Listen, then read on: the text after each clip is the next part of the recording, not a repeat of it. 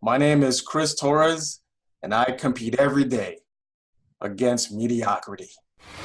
This is the Everyday Competitor Podcast. Each episode features people just like you, winning in their career, workouts, and life just like you want to. All because they've chosen to compete every day. Here's your host, Compete Everyday founder, Jake Thompson. CT, welcome to the show. What's happening?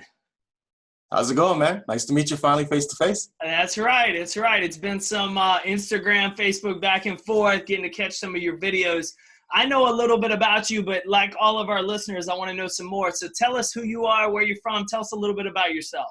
Okay, so my name is CT for Chris Torres. I am from New York, Brooklyn, New York, born and raised. I am 49, father of 4 kids, married for about don't tell my wife, but it might be looking like 17 years so far. Congratulations. Yeah, so I've been studying martial arts all my adult life. Got into strength and conditioning training about 2.5 years ago. It's helped me. Most of my kids, my older kids out the house right now. We got 2 younger ones, so they're, still around giving us some challenges and some obstacles, but it's great. Man, that's awesome. So, before we dive in a little bit more, I got to hear what got you into martial arts, and then what challenged you or forced you to get into the transition of the strength training. Wow. So martial arts, it's a funny thing because when I was younger, so I'm 49, right? So my father is about 50. Well, he's about 67 years old. So back in New York, the old 42nd Street in New York City had these old movie theaters. So he used to take me to these like old $5 movies, Kung Fu flicks. I saw Bruce Lee, I saw Jack, all the fake Bruce Lee characters. And then when I said, hey, I want to do karate, he found a little place and he was the reason why I got into it. I've been doing it for many years. So I really owe that to him. I love that. What do you love most about it? There are a lot of things, man. There's one of the things is there's a community that will bring you up. That's one of the big things. 2, it's the confidence and the discipline. It'll bring you out your shell. So back then, years ago, I was the fat kid with the braces and glasses. Oh man, I was just a wreck. I wasn't that regular kid. So karate was an outlet for me. Martial arts was an outlet for me. So yeah, that was the big thing back then. Man, I love it. Okay, so what inspired the transition into strength training as of late the last couple of years? Oh, so like I transitioned from doing jiu-jitsu in my adult years, and it was a friend of mine who told me maybe about 10 years ago. Hey, Chris, he was an avid boxer. He was like, Chris, hey, listen, you need to check into powerlifting or strength training. Remember how ABC Wild World of Sports used to be on TV? I was like, yeah, I used to watch that. He's like, okay, well, get into that. I was like, okay, kids, family, that got into the way. But then sooner or later, I had this time. So I was like, you know what? And then, the one key thing was my second oldest daughter saw me laying around the couch and said, hey, Dad, what's up with that gut? That stomach was hanging out. So I was like, okay, I got to do something because my kids have always seen me be active. Always. So got setting on that board. Example for them. Yeah, definitely, man. Definitely so. So got into strength and conditioning training local up in White Plains, New York. And I love it. And I wish I would have done it sooner. Dude, hey, you know what? Now is always better than someday, and everything beats better than later. So props to you for kicking it off. So let me ask you this. For everybody listening that's in the community, interacts with you, what's something you wish everyone knew about you? Wow. Or you want something everyone to know about you? Wow. The one thing that a lot of people I would want them to know about me is that if you tell me I can't do something, that's the wrong thing to do. Because I would make it my life purpose to make you eat your words. I love it. That seems to be a theme I've had lately with that question. A lot of people loving the idea of a challenge and rising up to the challenge. Yeah, yeah. I mean, obstacles and challenge, like the term, the obstacle is the way. You never know what's around that corner until you take that leap of faith. And sometimes, even myself being older, like I had to wait until a certain time because I have a lot of responsibilities on myself for raising, being a husband, being a son, being a parent, and then from there it was just being able to say, now's the time. Let me just do it now. So I'm doing a whole lot of stuff now that I haven't been able to do in over like 15 years. So I'm hitting kettlebells, I'm hitting strength conditioning training, I'm running, doing all these different things. So it's great. I love it. And my wife has joined me since last year. So that's awesome. Even better. Yeah. That's awesome. So on that same note of taking on challenges and obstacles, what's a goal you're competing for in 2019? 2019. I've had a goal in my head for years. I've been back and forth on it. It's to own my own company. So at one time, me and two other friends started back in the Bronx, New York. We had an idea. One was a boxer, one was a karate guy, one was a fitness guy. I was a karate guy, right? So back before the Ultimate Fighter, back before this, we said, hey, listen, this makes sense because the era that we grew up in was the 70s and the 80s. And we knew that all those things meshed because we knew friends of friends. So that was the one thing. Fast forward to now, I've got to figure out how I'm going to get that off the ground. I think the best way for me to do that is to start the buzz through, YouTube, Facebook, channels like that.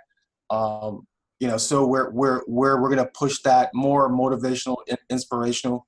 And that's coming directly from me because I really think that people in my age group now who have had that harder lifestyle, they need to know that even at 49, you could still go down that path. That's right. There's a lot of successful people that didn't even start that journey until later in life. I want to hit that note that you just mentioned about social, about YouTube. You do a lot of videos.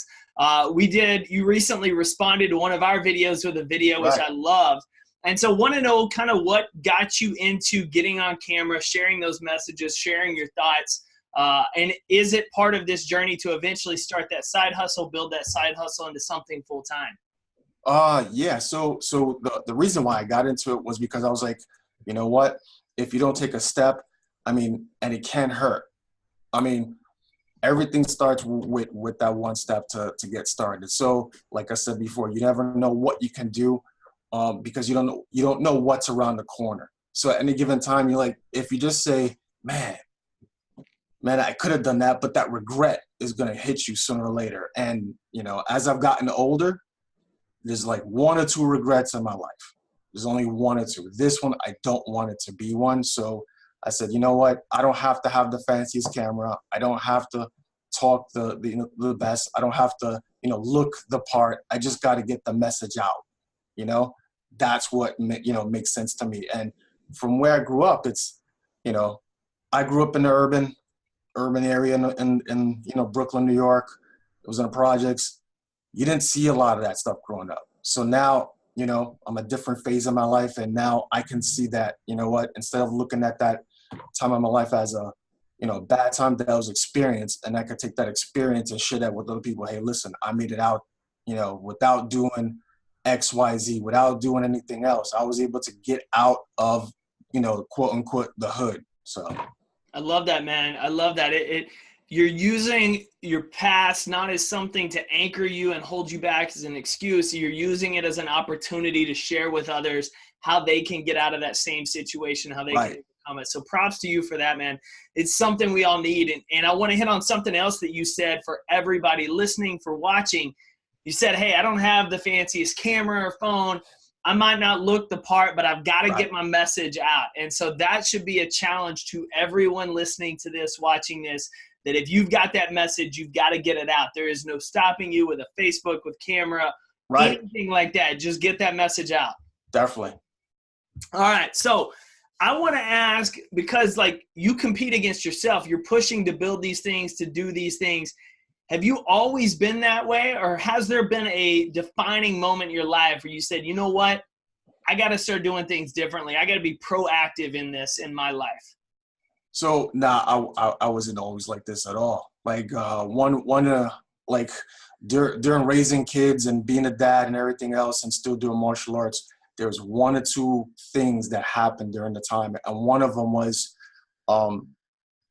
seeing other people see what was in me, but I didn't see it. You know what I'm saying? So I would go work out with these people. I would have this great energy and everything else. But what would happen was I'd be like, I'm just happy to be there. That's all, because I'm just a genuine person. It's, you know, I'm like, hey, you happy? I'm happy for you. You succeeded, I'm happy for you. But they were like, yo, you got something. And I was like, what do you mean? I'm just being me. I didn't understand what they meant until I got older. Now I'm like, okay, well, now I just gotta, you know, figure it out and just start moving forward and be deliberate, have discipline, and take short little steps and goals. That's the thing what I'm doing now. Short little goals, a video once a week, post on once a week. I mean, because that's not costing me anything. That's costing me like a lunch break, 10 minutes. You know, anybody can chat with somebody online. So it's real quick, it's real easy. I have my own quotes that I put out on Facebook, on Instagram, and as you see on video too, I've got maybe 8 videos. Maybe 2 people have watched. Hey man, every little bit. You do it a day at a time. You build that momentum, that consistency gets going, and it slowly starts to swell. But it doesn't happen for people that never start. Right. So props to you, man. We're going to be linking, obviously, to your YouTube, to your Instagram, all of that on here so people in the community can further connect with you. If you're watching the show on the Facebook, pop in the comments, say hi. I got a question for you, and I want you to finish this sentence. What does it mean to compete every day to you? Wow. Not to give up, not to have any regrets. I have kids, so it's, you know, that passion, so that my kids see that, you know what, at any age you can start over, you can make a difference, and there's no reason. And, you know, I've got my younger ones at home. They're 15 and 8. And I don't want them to think that just because I don't agree with what they want to do, that they should stop doing it. It doesn't matter. You know, hey, I'm going to help you. I might not agree with it, but at least, you know what, go for it. It doesn't matter what I say. You need to figure out, you know, what your path is. So I have to, you know, move forward with that. And I'm against having regrets. Love it. I love it. CT, man, thanks for coming on the show this week. All right. Appreciate it, man. Hope to talk to you soon again. My name is Chris Torres, and I'm an everyday competitor. Thank you for listening to the Everyday Competitor Podcast. Visit www.competeforyour.life to learn how you can get connected with other competitors, contact the show, and find free resources to help you compete every day in life.